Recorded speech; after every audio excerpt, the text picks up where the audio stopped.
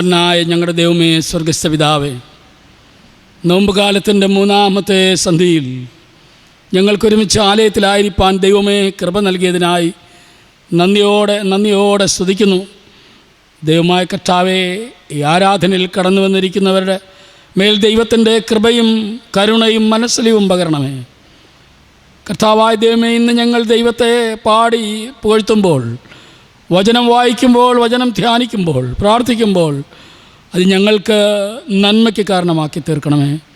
അതിലൂടെ ദൈവത്തിൻ്റെ മഹത്വം കണ്ടെത്തുവാൻ ദൈവം സഹായിക്കണമേ.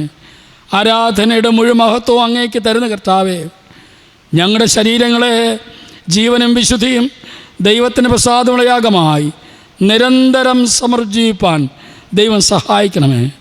ആലയത്തിൻ്റെ ഉള്ളിൽ അങ്ങ് നെടുകയും കുറുകയും നടകൊള്ളുന്ന കൃപകൾക്കായി സ്തോത്രം. അങ്ങയുടെ സാന്നിധ്യം ഈ നാളുകളിൽ ഞങ്ങൾ അനുഭവിച്ചറിയുവാൻ ഞങ്ങളെ സഹായിക്കും. ക്രിസ്തു മുഖാന്തരം പ്രാർത്ഥന കേട്ട് അനുഗ്രഹിക്കണം സ്വർഗീയ പിതാവേ. ആമേൻ, ആമേൻ. ദൈവനാമ സ്തുതിക്ക് മഹത്വനുമായി ക്രിസ്തീയ ആരാധനയ്ക്കുള്ള പാഠപുസ്തകത്തിൽ 11ാമത്തെ ഗീതം നമുക്ക് എഴുന്നേറ്റ് നിന്ന് കൊയറിനോട് ചേർന്ന് പാടാം. എന്നാത്മാവേ നിന്നെയും എന്ന് ആരംഭിക്കുന്ന 11ാമത്തെ ഗീതം.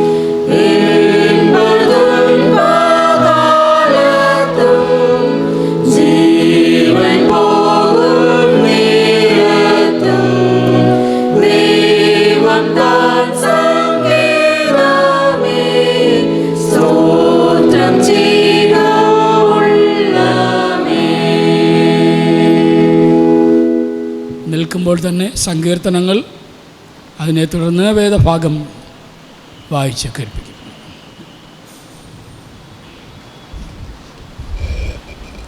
സങ്കീർത്തനങ്ങൾ 102 1 മുതൽ 12 വരെ. സങ്കീർത്തനങ്ങൾ 102 1 മുതൽ 12 വരെ നമുക്ക് ഏവർക്കും വാക്യപ്രതിവാക്യമായി വായിക്കാം.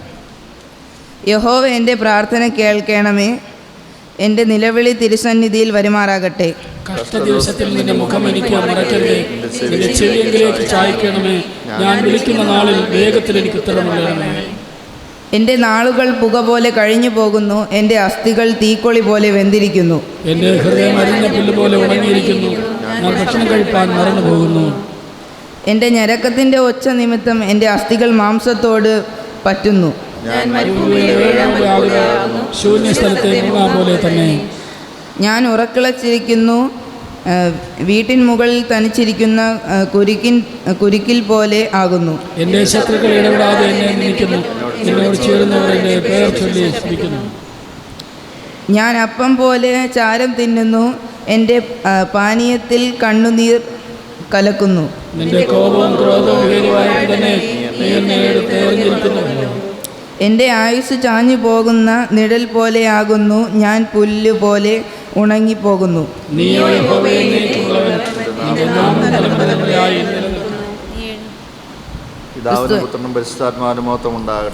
ആദ്യം ഇപ്പോഴും നീക്കുള്ള പ്രകാരം തന്നെ. ആമേൻ. ഇരിക്കാം. വേദഭാഗം വായിച്ചു.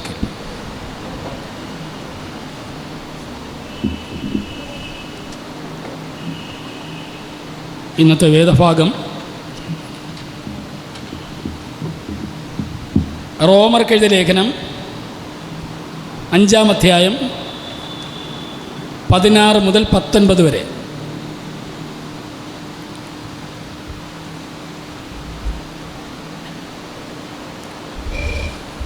റോമർക്കെഴുതിയ ലേഖനം 5-ാം അധ്യായം 16 മുതൽ 19 വരെയുള്ള വാക്യങ്ങൾ ശ്രദ്ധിക്കുന്നു. ഏകൻ പാപം ചെയ്തതിൻ്റെ ഫലവും ദാനത്തിൻ്റെ കാര്യവും ഒരുപോലെയല്ല. ഏകൻ്റെ പാപം ശിക്ഷാവിധി കൽപ്പിക്കുവാൻ ഹേതുവായി തീർന്നു. കൃപാവരമോ അനേക ലംഘനങ്ങളെ മോചിക്കുന്ന നീതീകരണ വിധിക്ക് ഹേതുവായി തീർന്നു. ഏകൻ്റെ ലംഘനത്താൽ മരണം ആ ഏകൻ നിമിത്തം വാണു എങ്കിൽ കൃപയുടെയും നിത്യദാനത്തിൻ്റെയും സമൃദ്ധി ലഭിച്ചവർ യേശുക്രിസ്തു എന്ന ഏകൻ നിമിത്തം ഏറ്റവും അധികമായി ജീവനിൽ വാഴും. അങ്ങനെ ഏക ലംഘനത്താൽ സകല മനുഷ്യർക്കും ശിക്ഷാവിധി വന്നതുപോലെ ഏകനീതിയാൽ സകല മനുഷ്യർക്കും ജീവകാരണമായ നീതീകരണവും വന്നു. ഏക മനുഷ്യൻ്റെ അനുസരണക്കേടിനാൽ അനേകർ പാപികളായി തീർന്നതുപോലെ ഏകൻ്റെ അനുസരണത്താൽ അനേകർ നീതിമാന്മാരെ തീരുകയും ചെയ്യും. ക്രിസ്തുവിനെ സ്തുതി ഉണ്ടായിരിക്കട്ടെ. നമുക്ക് മധ്യസ്ഥ പ്രാർത്ഥനയ്ക്കായി തലകളെ വണക്കാം, പ്രാർത്ഥിക്കാം. ഞങ്ങളെ ആഴമായി സ്നേഹിക്കുന്ന, ക്രൂശിനോളം ഞങ്ങളെ സ്നേഹിച്ച് ഞങ്ങളുടെ അരുമമക്കളാക്കി ഞങ്ങളെ വിളിച്ചിരിക്കുന്ന കൃപകൾക്കായി നന്ദിയോടെ സ്തുതിക്കുന്ന കർത്താവേ, ഇന്ന് നോമ്പ് ദിവസങ്ങളുടെ 3-ാമത്തെ ദിവസം ഞങ്ങൾക്ക് ആലയത്തിൽ കടന്ന് ദൈവത്തെ മഹത്വപ്പെടുത്തുവാൻ കർത്താവ് ഞങ്ങൾക്ക് നൽകിയ ദൈവകൃപയ്ക്കായി സ്തോത്രം. ഇന്ന് ആലയത്തിൽ കടന്നു വന്നുകൊണ്ടിരിക്കുന്ന പ്രിയപ്പെട്ടവർക്കായി സ്തോത്രം. പ്രിയമക്കൾ എന്താഗ്രഹത്തോടും പ്രത്യാശയോടും ആലയത്തിൽ കടന്നു വന്നുവോ, അതിൻ്റെ എല്ലാ നന്മകളും പ്രത്യാശയോടെ അനുഭവിപ്പാൻ ദൈവമേ അങ്ങ് കൃപ നൽകണമെന്ന് പ്രാർത്ഥിക്കുന്നു. കണ്ണുനീരോടെ വിതയ്ക്കുന്നവർ ആർപ്പോടെ കൊയ്യുമെന്ന് ദൈവജനത്തിലൂടെ ഞങ്ങൾ പഠിക്കുമ്പോൾ, ഇവിടെ വിതയ്ക്കപ്പെടുന്ന വിത്ത് അത് 30-60 മേനി ഞങ്ങളുടെ ജീവിതത്തിൽ ഫലം പുറപ്പെടുവിക്കുവാൻ ദൈവമേ അങ്ങ് സഹായിക്കണമെന്ന് പ്രാർത്ഥിക്കുന്നു. ആലയത്തിലെ നന്മ കൊണ്ട് നിനക്ക് തൃപ്തി വരുത്തുമെന്ന് പറഞ്ഞ ദൈവത്തിൻ്റെ വാഗ്ദത്തം പ്രിയമക്കളുടെ മേലങ്ങ് പകർന്ന് ഏറ്റവും അനുഗ്രഹിക്കപ്പെടുവാൻ ദൈവമേ സഹായിക്കണമേ. അങ്ങയുടെ കരുണ ഈ പ്രിയ മക്കളുടെ മേൽ അങ്ങ് പകരണമേ, അങ്ങ് മനസ്സിലെയണമെന്ന് പ്രാർത്ഥിക്കുന്നു. യേശുവിൻ്റെ അടുക്കൽ കടന്നു വന്ന ജനത്തോട് മനസ്സലിഞ്ഞ് അവരുടെ ആവശ്യങ്ങളിൽ കൂടെ ഇരുന്ന ദൈവത്തിൻ്റെ കൃപ ഈ ജനത്തോടും കൂടെ ഇരിക്കണമെന്ന് പ്രാർത്ഥിക്കുന്നു. ദൈവമായ കർത്താവേ, ഈ നാളുകളിലെ നോമ്പിൻ്റെ ആരാധന യൂട്യൂബിലൂടെ ദർശിക്കുന്ന എല്ലാ വിശ്വാസികളെയും ദൈവത്തിൻ്റെ കരങ്ങളിലേക്ക് തരുന്നു. ഭവനങ്ങളിൽ വരുവാൻ കഴിയാതെ കർത്താവേ ആയിരിക്കുന്ന രോഗാവസ്ഥയിലായിരിക്കുന്ന ഞങ്ങളുടെ സഹോദരങ്ങളുണ്ട്. അവരുടെ പേരും ദൈവത്തിൻ്റെ കൃപ പകരുകയും ഏറ്റവും അനുഗ്രഹിക്കപ്പെടുവാൻ ദൈവമേ അങ്ങ് സഹായിക്കുകയും ചെയ്യണമെന്ന് പ്രാർത്ഥിക്കുന്നു.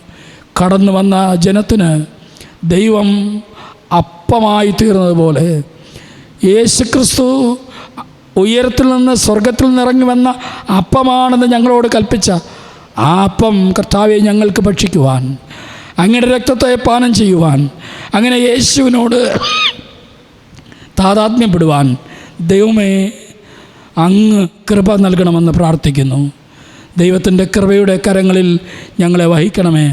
ഇവിടെ ആയിരിക്കുന്ന ഓരോ വ്യക്തികളെയും ദൈവകരങ്ങളിലേക്ക് സമർപ്പിക്കുന്നു. ആരും നഷ്ടപ്പെട്ടു പോകാതെ ദൈവത്തിൻ്റെ കൃപ അനുഗ്രഹം പ്രാപിപ്പാൻ ദൈവമേ അങ്ങ് സഹായിക്കണമേ. ആവശ്യങ്ങൾ കൂടെ ഇരിക്കണമേ. അവശതകളിൽ, കഷ്ടങ്ങളിൽ, രോഗങ്ങളിൽ കർത്താവിൻ്റെ വിടുതലും അനുഗ്രഹവും പ്രാപിപ്പാൻ, സൗഖ്യം പ്രാപിപ്പാൻ കർത്താവ് സഹായിക്കണമെന്ന് പ്രാർത്ഥിക്കുന്നു. ഇന്നത്തെ ആരാധന കർത്താവെ അങ്ങേക്ക് മഹത്വപൂർണ്ണമായി തീരുവാൻ ദൈവം സഹായിക്കണമേ. വിവിധ ആവശ്യങ്ങളോടെ ആലയത്തിൽ കടന്നു വന്ന എല്ലാവരെയും ദൈവകരങ്ങളിലേക്ക് സമർപ്പിക്കുന്നു. ആവശ്യങ്ങൾ അങ്ങ് തുണനിൽക്കണമേ. കർത്താവിൻ്റെ കൃപ അനുഭവിപ്പാൻ എല്ലാവരെയും സഹായിക്കും. ക്രിസ്തു മുഖാന്തരം പ്രാർത്ഥന കേട്ട് അനുഗ്രഹിക്കണം സ്വർഗീയ പിതാവേ. ആമേൻ. സ്വർഗസ്ഥനായ ഞങ്ങളുടെ പിതാവേ, തിരുനാമം വിശുദ്ധീകരിക്കപ്പെടണമേ, തിരുരാജ്യം വരണമേ, തിരുയിഷ്ടം സ്വർഗത്തിലെ പോലെ ഭൂമിയിലും ആവശ്യമുള്ള ആഹാരം തരണമേ. ഞങ്ങളുടെ കടക്കാരോട് ഞങ്ങൾ ക്ഷമിക്കണമേ. ഞങ്ങളെ വിടുവിക്കണമേ. രാജ്യവും ശക്തിയും മഹത്വവും എന്നും മുന്നേക്ക് അങ്ങേക്കുള്ളതല്ലോ. ആമേൻ. നമുക്ക് എല്ലാവർക്കും എഴുന്നേറ്റ് നിന്ന് 429 ഗീതം നമുക്ക് പാടാം. സ്വർഗീയ പിതാവേ നിൻ തിരുഹിതം എന്നുള്ളത് 421. ആ സമയത്ത് സ്തോത്ര കാഴ്ച സ്വീകരിക്കും.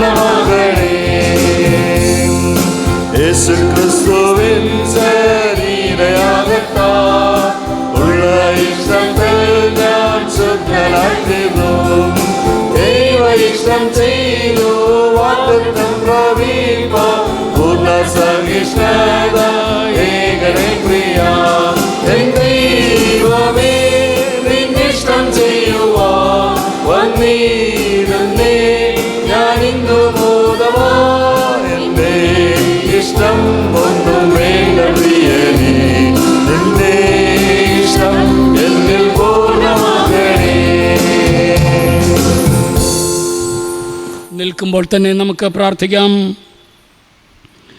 കരുണാസമ്പന്നനായ ദൈവമായ സ്വർഗ്ഗസ്ഥ പിതാവേ, ഇന്ന് ഞങ്ങൾ 3-ാമത്തെ ദിവസം നോമ്പായിട്ട് ആചരിക്കുമ്പോൾ അർപ്പിക്കുന്ന ആരാധന കർത്താവ് സ്വീകരിക്കുകയും നിങ്ങളുടെ വചനം അനുസരിച്ച് ജീവിപ്പാൻ ഞങ്ങളെ പ്രാപ്തി നൽകണമെന്ന് പ്രാർത്ഥിക്കുന്നു. പരിശുദ്ധാത്മാവിൻ്റെ കൃപയിൽ ഞങ്ങളെല്ലാവരെയും സൂക്ഷിക്കും. ക്രിസ്തു മുഖാന്തരം പ്രാർത്ഥന കേൾക്കണമേ. ആമേൻ. ഇരിക്കാം. കർത്താവായ യേശുക്രിസ്തുവിൻ്റെ അതിപരിശുദ്ധനാമം മഹത്വപ്പെടുമാറാകട്ടെ. ദൈവത്തിൻ്റെ കൃപ നമ്മിൽ പെരുകിയിരിക്കുന്നതിനായി സ്തോത്രം. ഇന്ന് ആരാധനയിൽ കടന്നു വന്നിരിക്കുന്ന ഈ ശബ്ദം ശ്രവിക്കുന്ന എല്ലാവരെയും കർത്താവായ യേശുക്രിസ്തുവിൻ്റെ നാമത്തിൽ സ്വാഗതം ചെയ്യുകയും സ്നേഹവന്ദനം അറിയിക്കുകയും ചെയ്യുന്നു. ഈ 3-ാമത്തെ ദിവസം നാം കഴിഞ്ഞ 2 ദിവസങ്ങളിൽ ചിന്തിച്ച ആദ്യത്തെ ചിന്തയുടെ വിശദീകരണമാണ്, ധ്യാനമാണ് നാം ശ്രവിക്കുന്നത്. ഞാൻ 3 കാര്യങ്ങൾ പറഞ്ഞു. ഒന്ന്, ഈ നോമ്പ് നാളുകളിൽ അനുതപിക്കണം, ഒരുങ്ങണം, സമർപ്പിക്കണം. അതിൽ അനുതാപത്തിൻ്റെ ചിന്തയാണ് ഇന്ന് നാം ധ്യാനിക്കുന്നത് കേട്ട വചനങ്ങളിലൂടെ. യെശയ്യാ പ്രവാചകൻ്റെ പുസ്തകം 58-ാം അധ്യായം അതിൻ്റെ 1 വാക്യത്തിൻ്റെ 2 ഭാഗം. എൻ്റെ ജനത്തിന് അവരുടെ ലംഘനത്തെയും യാക്കോബിൻ ഗൃഹത്തിന് അവരുടെ പാപങ്ങളെയും അറിയിക്ക. യെശയ്യാ പ്രവാചകനോട് കർത്താവിൻ്റെ ശബ്ദം വളരെ വ്യക്തമായി പറയുന്നു, ഉറക്കെ വിളിക്കുക, അടങ്ങിയിരിക്കരുത്. ഇത് ഹൃദയത്തിൻ്റെ വിളിയാണ്. ഹൃദയത്തിൻ്റെ വിളി, ഉറക്കെ വിളിക്കുക, അടങ്ങിയിരിക്കരുത്. എൻ്റെ ജനത്തിന് അവരുടെ ലംഘനങ്ങളെയും യാക്കോബിൻ്റെ ഗൃഹത്തിന് അവരുടെ പാപങ്ങളെയും അറിയിക്കാം. അനുതാപത്തിലേക്ക് നയിക്കുന്ന ദൈവത്തിൻ്റെ കരുതലാണ് നാം ആർജിക്കുന്നത്. ലംഘനങ്ങളെയും പാപങ്ങളെയും അറിയിക്കുക. ഇത് പഴയ നിയമത്തിൽ തുടങ്ങി പുതിയ നിയമത്തിലെ ആദിമസഭയിലൂടെ തുടർന്നുള്ള വിശ്വാസികൾക്ക് ദൈവം കാലാകാലങ്ങളിൽ പ്രവാചകന്മാരിലൂടെ, പുരോഹിതന്മാരിലൂടെ, കർത്തൃദാസന്മാരിലൂടെ അറിയിക്കുന്ന സുവിശേഷമാണ് അനുതപിക്കുക, ലംഘനങ്ങളെ ഏറ്റുപറയുക, പാപങ്ങളെ ഏറ്റുപറയുക. ആരെങ്കിലും പ്രസംഗിക്കാതെ എങ്ങനെ കേൾക്കും? ദൈവവചനമാണ്. അപ്പം നാം പാപങ്ങളെക്കുറിച്ച് ഉണരാനും അതിനെ ഏറ്റുപറയണം എങ്കിൽ അതിനെ അറിയിക്കേണ്ടത് ആവശ്യമാണ്. ഭവനത്തിൽ ഒരു കുഞ്ഞ് തെറ്റ് ചെയ്താൽ അവനെ അത് പറഞ്ഞ് മനസ്സിലാക്കി അതിനെ ഉണർത്തും. നീ ചെയ്യുന്നത് തെറ്റാണ് മകനെ, നീ ചെയ്യുന്നത് തെറ്റാണ് മകളെ എന്ന് ആ കുഞ്ഞിനോട് അറിയിക്കും. അത് ദൈവകൽപ്പനയാണ്. അതാണ് ഇവിടെ യെശയ്യാ പ്രവാചകനോട് ദൈവം പറയുന്നത്. ആ വാക്ക് വളരെ വ്യക്തമാണ്.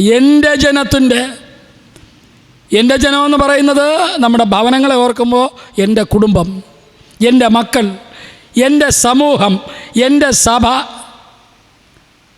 എൻ്റെ വാർഡിലെ വിശ്വാസികൾ, എൻ്റെ ക്ലാസ്സിലെ കുഞ്ഞുങ്ങൾ, ഞാനായിരിക്കുന്ന ഇടത്ത് ദൈവം നമ്മെ ഓർമ്മിപ്പിക്കുകയാണ്. എൻ്റെ ജനത്തിൻ്റെ പാപങ്ങളെ, ലംഘനങ്ങളെ അവരെ അറിയിക്കാം.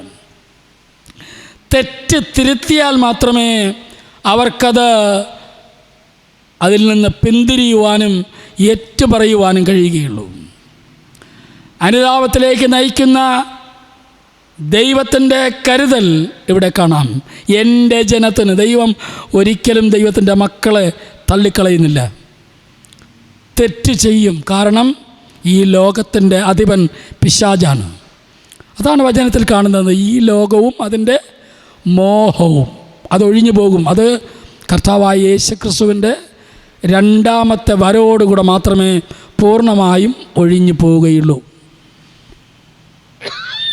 ഈ ലോകത്തിൽ നാം ജീവിക്കുമ്പോൾ ഈ ലോകം പിശാചിൻ്റെ അധീനതയിലായതുകൊണ്ട് തെറ്റ് ചെയ്യുന്നത് മനുഷ്യൻ്റെ സ്വാഭാവികമാണ്. അറിഞ്ഞുകൊണ്ട് ചെയ്യുവാനായിട്ട് പാടില്ല. അതുകൊണ്ടാണ് അറിഞ്ഞുമറിയാതെയും ചെയ്യുന്ന പാപങ്ങളെ ഓരോ ഞായറാഴ്ചകളിലും ഏറ്റുപറഞ്ഞ് ആരാധനയുടെ അനുഗ്രഹം നാം പ്രാപിക്കുന്നത്.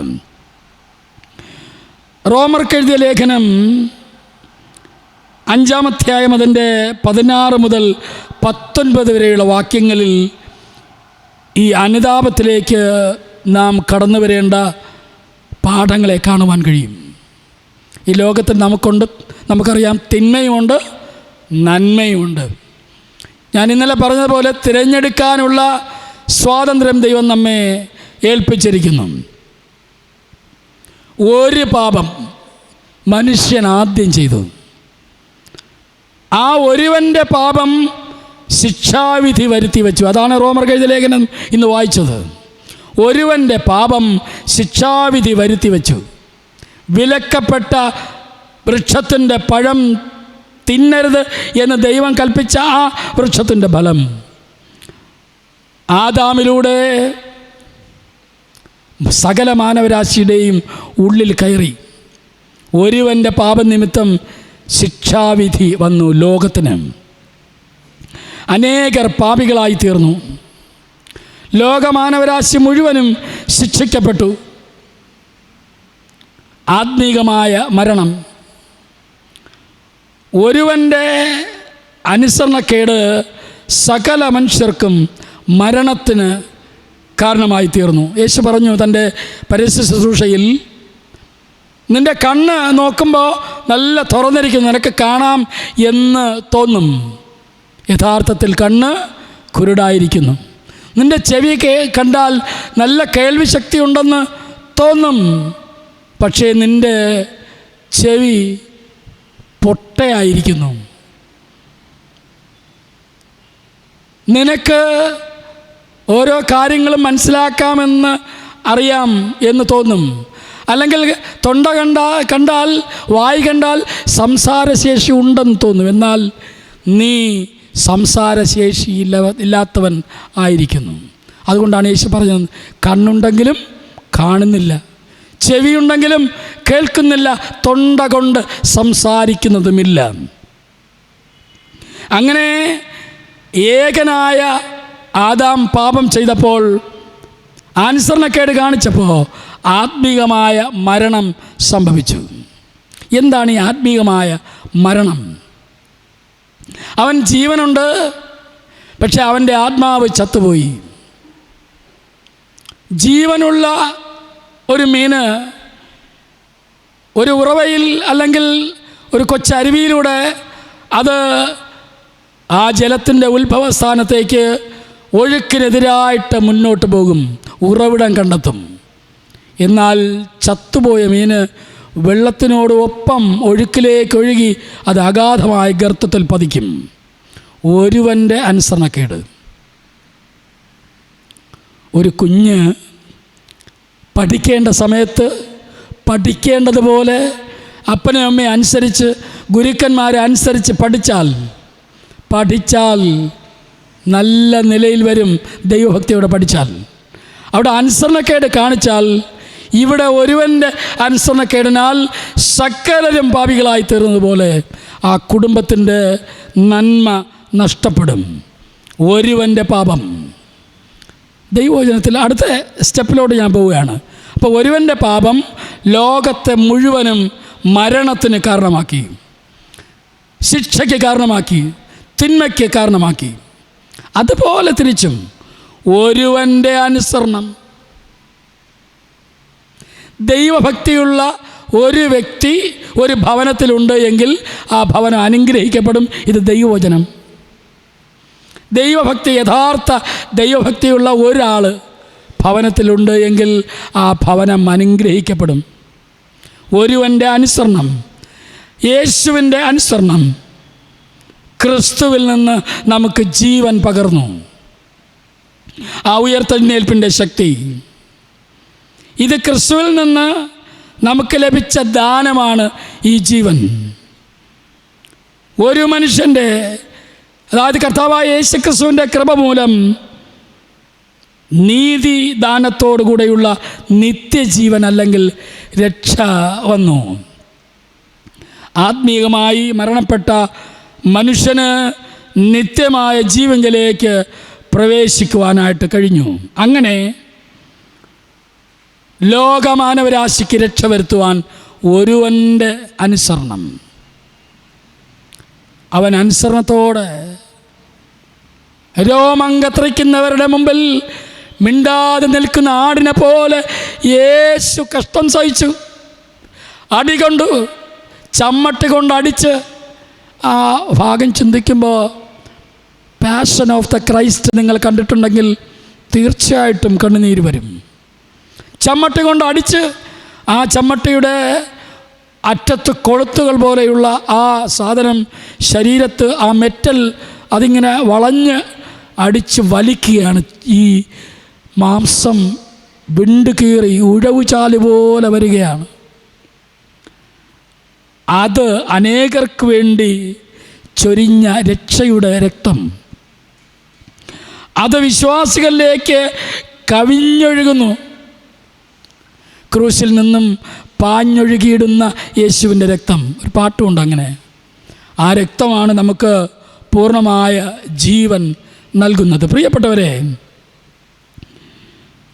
ആദാമിൽ നിന്ന് ശിക്ഷ അല്ലെങ്കിൽ മരണം സംഭവിച്ചുവെങ്കിൽ യേശുവിൻ്റെ അനുസരണത്തിലൂടെ രക്ഷ കടന്നു വന്നു. വീണ്ടും ആദാമിലേക്ക് പോകാം. ആദാമിൽ നിന്ന് മരണത്തിൻ്റെ വീഴ്ച, മരണത്തിൻ്റെ പൈതൃകം മനുഷ്യന് വന്നു. നമ്മുടെ ശരീരങ്ങളും ആത്മാക്കളും മരണത്തിൻ്റെ രീതിയിലാണ് പോയിക്കൊണ്ടിരിക്കുന്നത്. നാം എല്ലാം ശാരീരികമായി മരിക്കും. യേശുവിൻ്റെ രണ്ടാമത്തെ വരവിൽ ജീവിച്ചിരിക്കുന്നവർ മാത്രം മരിക്കാതെ രൂപാന്തരപ്പെട്ട് പോകും. ക്രിസ്തുവിനെ കൂടാതെ ആത്മീയമായി മരിക്കും, ആദാം വരുത്തിയ വീഴ്ച അനുസരിച്ച്. എന്നാൽ ക്രിസ്തുവിൽ നിന്ന് ജീവൻ്റെ പൈതൃകം നമുക്ക് കിട്ടുകയാണ്. എങ്ങനെ? പുതിയ സൃഷ്ടിയായി സ്നാനത്താൽ നെറ്റിയിൽ കുരിശ് വരച്ചപ്പോൾ പിതാവ്, പുത്രൻ, പരിശുദ്ധാത്മാവ് നമ്മുടെ ശരീരത്തിൽ, നമ്മുടെ ആത്മാവിൽ കയറി ആ ജീവൻ്റെ പൈതൃകം, നിത്യജീവൻ നമുക്ക് ലഭിച്ചു. ഭൂമിയിൽ മാത്രമല്ല, സ്വർഗത്തിലും ഈ പൈതൃകം, നിത്യജീവൻ്റെ പൈതൃകം ലഭിച്ചു. റോമർക്ക് എഴുതിയ ലേഖനം 6:23 ദൈവത്തിൻ്റെ കൃപ വരമോ നമ്മുടെ കർത്താവായ യേശു ക്രിസ്തുവിൽ നിത്യജീവൻ തന്നെ. ഈ നിത്യജീവനാണ് നമുക്ക് ലഭിക്കുന്നത്. ഒരാളുടെ ലംഘനം സകല മനുഷ്യർക്കും ശിക്ഷാവിധി വന്നു, അനേകർ പാപികളായി തീർന്നുവെങ്കിൽ ഒരാളുടെ നീതിയാൽ നമുക്ക് നിത്യജീവനെ, യേശുവിനാൽ സകലർക്കും ജീവകാരണമായ നീതി ലഭിച്ചു, അനേകർ നീതിമാനായി തീർന്നു. 2 ചോദ്യങ്ങൾ നിങ്ങളുടെ മുമ്പിൽ വെച്ചിട്ട് നമുക്ക് ആശീർവാദം പറയാം. ഒരു ചോദ്യം: എങ്ങനെയാണ് ഒരു വ്യക്തി, അതായത് ആദാം, അനേകരെ ബാധിക്കുന്നത്? എങ്ങനെയാണ് ആദാമിൻ്റെ പാപം തലമുറയിൽ നിന്ന് തലമുറയിലേക്ക് കൈമാറ്റപ്പെടുന്നത്? ഉത്തരം: ആദാം നമ്മുടെ ശാരീരിക പിതാവാണ്. ജഡപ്രകാരം നമ്മുടെ പൂർവികനാണ് ആദാം. ആ പൂർവ്വപിതാവിൻ്റെ പാപം നമ്മിൽ കിടക്കും. മനുഷ്യവർഗം ഒരു വടവൃക്ഷം ആണെങ്കിൽ ആദാം അതിൻ്റെ വിത്താണ്. വിത്ത് ഗുണം 10 ഗുണം നാം കേട്ടിട്ടുണ്ട്. വിത്തിൻ്റെ ഗുണം ആ മരത്തിനും കിട്ടും. ഒരു ചോദ്യം കൂടെ: എങ്ങനെയാണ് ഒരാൾക്ക്, അതായത് ക്രിസ്തുവിലൂടെ സകലരെയും നീതീകരിക്കാൻ കഴിയുന്നത്? പഴയ വൃക്ഷത്തിൻ്റെ വിത്ത് ആദാമായിരിക്കുന്ന പോലെ പുതിയ ആത്മീക വൃക്ഷത്തിൻ്റെ വിത്ത് ക്രിസ്തുവാണ്.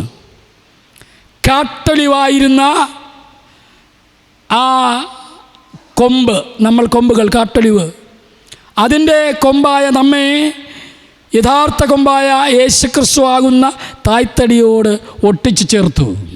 ക്രിസ്തുവിൽ നിന്നാണ് നമുക്ക് ആ ഊർജം ഇനി ലഭിക്കുന്നത്. ക്രിസ്തുവിൽ വീണ്ടും ജനിക്കുമ്പോൾ അനേകർ നീതിമാന്മാരായി പ്രഖ്യാപിക്കപ്പെടും. അതാണ് സ്നാനത്തിലൂടെയും തിരുവത്താഴത്തിലൂടെയും നാം സ്വീകരിക്കുന്നത്.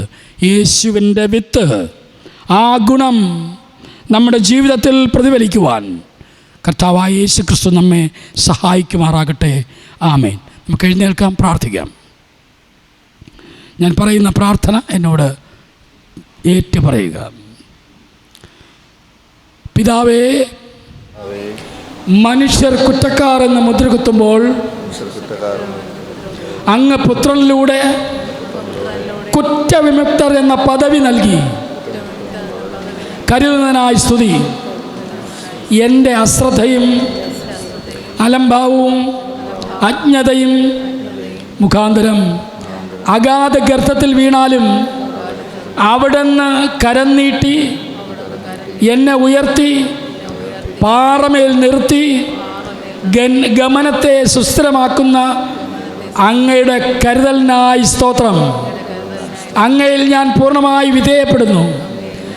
പ്രപഞ്ചത്തിൻ്റെ കഠോര അകൃത്യം തീർക്കാനായി ബലിയായ ദൈവത്തിൻ്റെ പുത്ര, എന്നെയും അവിടുത്തെ പുണ്യരക്തത്താൽ ശുദ്ധീകരിക്കണമേ. എൻ്റെ മനസ്സിലെ കാഠിന്യം നീക്കി ആർദ്രത പകരണമേ. സംഘർഷഭരിതമായ ജീവിതത്തിൽ ആത്മശാന്തി ഞങ്ങൾക്ക് പകരണമേ. സമാധാനത്തിൻ്റെ പാതയിലേക്ക് ഞങ്ങളെ നയിക്കണമേ. പിതാവേ, പാപത്തിൻ്റെയും സാത്താൻ്റെയും അടിമത്തത്തിൽ നിന്ന് വിടുവിച്ച് അനുദിനം സ്വാതന്ത്ര്യം ആഘോഷിക്കുവാൻ എന്നെ ശക്തനാക്കണമേ, സഹായിക്കണമേ. ആമേൻ. ആശീർവാദം നമ്മുടെ കർത്താവായ യേശു ക്രിസ്തുവിൻ്റെ കൃപയും പിതാവായ ദൈവത്തിൻ്റെ സ്നേഹവും ആശ്വസിപ്പിക്കുന്ന പരിശുദ്ധാത്മാവിൻ്റെ സംസർഗവും കൂട്ടായ്മയും നാം ഏവരോടും നമ്മുടെ നിത്യമായ ജീവിതത്തോടും ഇന്നും എന്നേക്കും ഉണ്ടായിരിക്കുമാറാകട്ടെ. ആമേൻ. എന്നോടുള്ള നിൻ സർവ്വ നന്മകൾ